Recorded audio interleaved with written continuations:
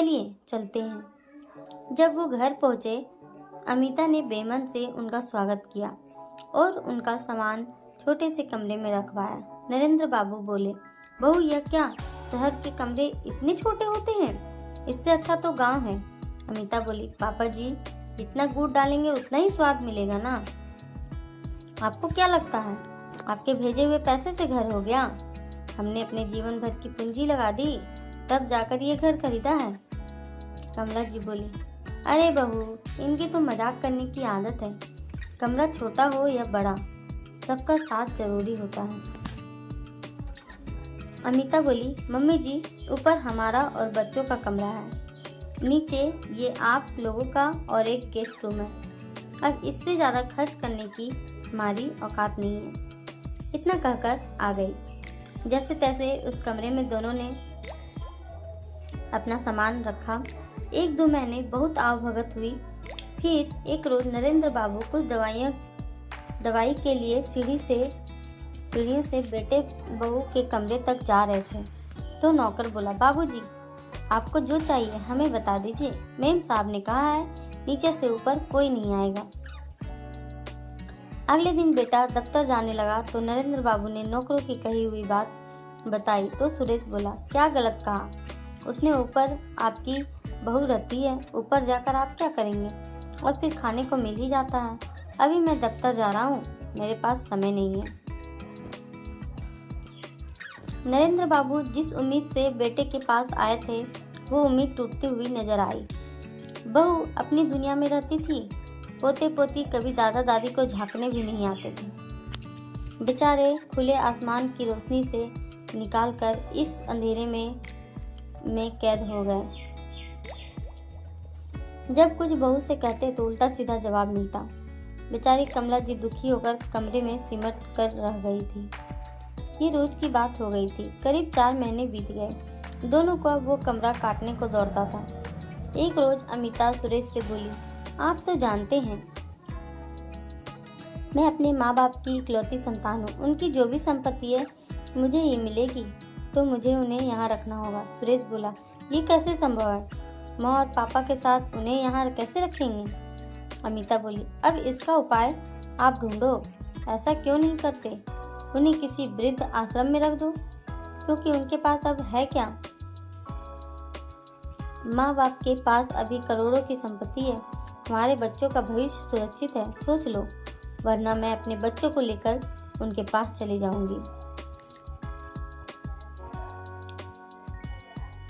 एक रोज नरेंद्र बाबू अपनी परेशानी सुरेश से बोले तो सुरेश, पापा, शहर में तो ये दिक्कत होती ही रहती है। मैंने एक नया घर देखा है, वहाँ आपको संगी साथी भी मिलेंगे और खुली जगह भी मिलेगी। कमला जी बोली, तुम लोग भी हमारे साथ रहोगे?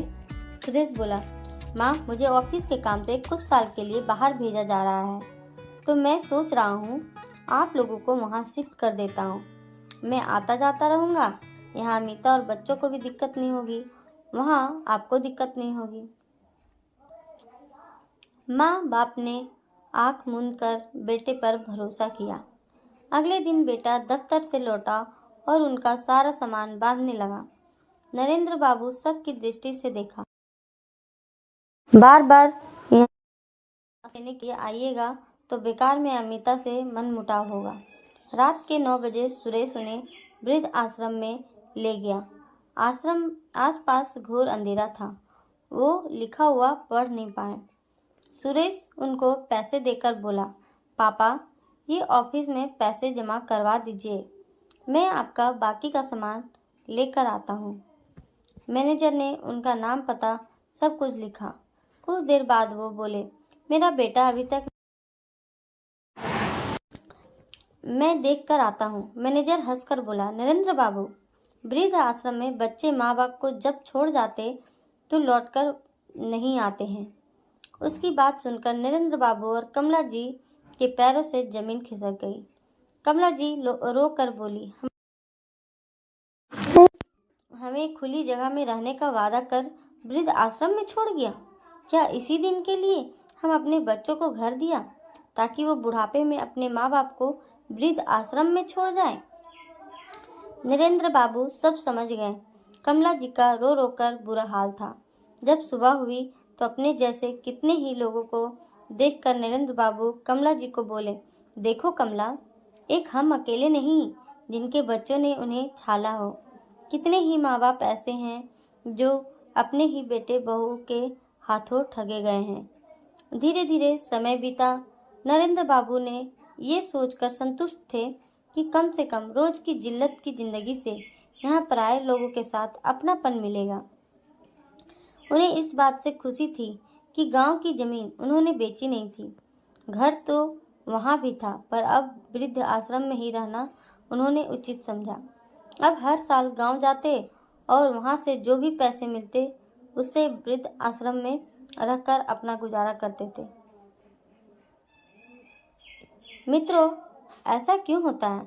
जिन बच्चों के लिए माँ बाप अपना पेट काटकर घर तैयार करते हैं, बदले में वो माँ बाप को वृद्धा आश्रम भेंट करते हैं।